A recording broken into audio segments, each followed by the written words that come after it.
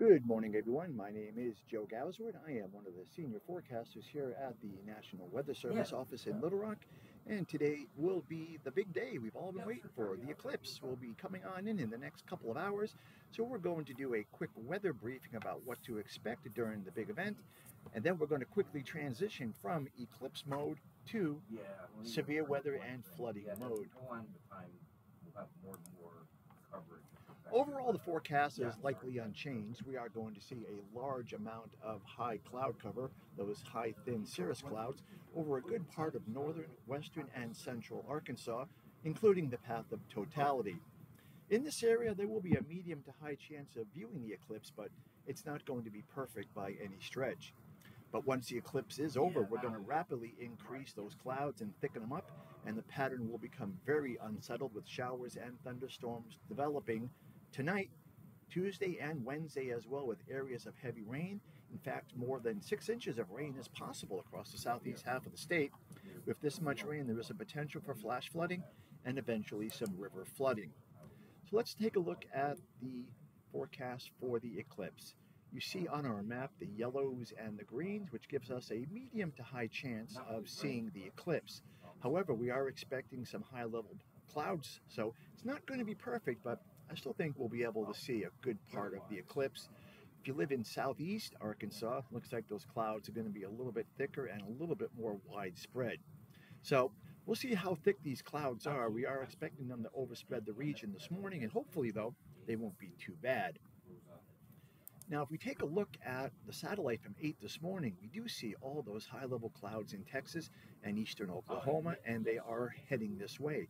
But also notice they are rather thin, so hopefully they will remain on the thin side, and we will be able to see a good show even with those high, thin clouds in place. Now here is our forecast. We can see those reds in the map on the left. That is where we are expecting high clouds, and again to the south some low to mid clouds. And the graphic on the right is a cross-section between Lake Village in the southeast and Harrison in the northwest. You can see a lot of dry air in the middle part of the atmosphere. So hopefully that will stay in place. And we do see those high clouds, though, across a good part of the state. The lower clouds will be confined down to the southeast part of the state. So we're keeping our fingers crossed that all those high-level clouds will not be very thick. Once the eclipse is over, though, we do transition pretty quickly from those high, thin clouds to a rather unsettled pattern with possibly as much as 6 to 8 inches of rain across the south. Otherwise, 2 to 3, 4 to 6 inches, but it looks like everyone's going to see a good amount of rain. As far as the severe weather risk is concerned, we are looking at just a very slight chance of severe weather starting over the southwest part of the state this afternoon and this evening, more than likely this evening. But as you can see, it's just a very small part of the state. Not looking at a whole lot of potential for severe weather, maybe some gusty winds, but again, rain is going to be the primary factor over the next couple of days. And if we look at our excessive potential rainfall for tonight, looks like a good part of southern Arkansas will have at least a 15% chance of seeing a good amount of rain, possibly flash flooding as well, and that area expands to southeast Arkansas for tomorrow in that red shading, and then finally a little bit further to the south and east the day after. The bottom line is we're going to see a lot of rain. There could be some flash flooding, and there could be some potential river flooding as well.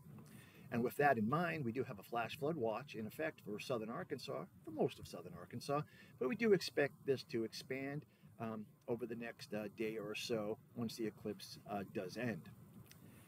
So once again, we have to mention this is a very rare event, and you must wear your eclipse glasses. You could do irreparable damage to your corneas and your eyes in general if you look at the sun without those eclipse glasses.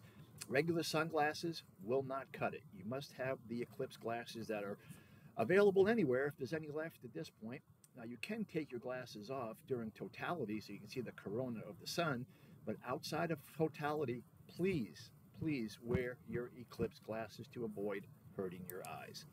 Again, regular sunglasses will not cut it. You must wear those special glasses. So be safe. Enjoy the show. But again, Be safe out there, be careful out there, and do not stare directly at the sun.